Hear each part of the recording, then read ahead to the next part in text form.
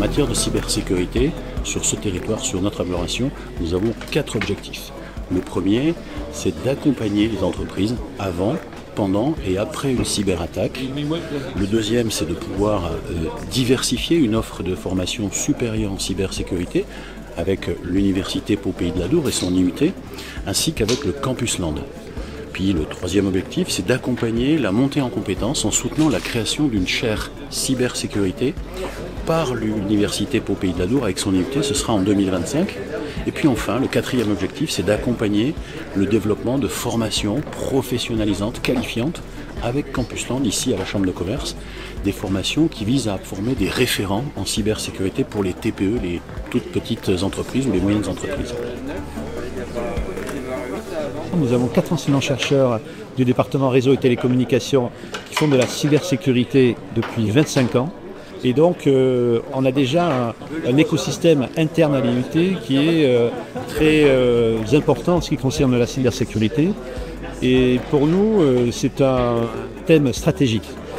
Et donc, c'est dans ce contexte-là que nous allons pouvoir bénéficier de financement pour démarrer une chaire qui démarre en 2025 et qui va nous permettre de renforcer ces axes de compétences cyber, mais aussi renforcer la formation. Alors la formation au niveau du master que l'on est en train de mettre en place. Et pourquoi est-ce que ce master s'organise à Mont-de-Marsan? Eh bien, justement parce qu'il y a un lieu où se trouve une concentration de compétences en cybersécurité qui est Mont-de-Marsan. J'espère que vous êtes venus en train, ça vous apprend.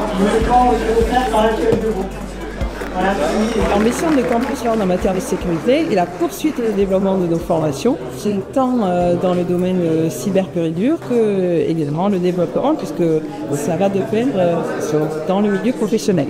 Et la poursuite des contrats d'apprentissage pour pouvoir former nos étudiants, garder nos étudiants sur le territoire ensuite, puisque le but c'est qu'ils puissent également créer ces richesses-là dans le domaine de la cyber, qui est fortement nécessaire. Eh bien, je suis le lieutenant-colonel Nicolas, je suis le chef de l'escadron des systèmes d'information opérationnels et de cyberdéfense. Au sein de la base, donc, on a cet escadron de cyberdéfense et on a également le centre expert de cyberprotection.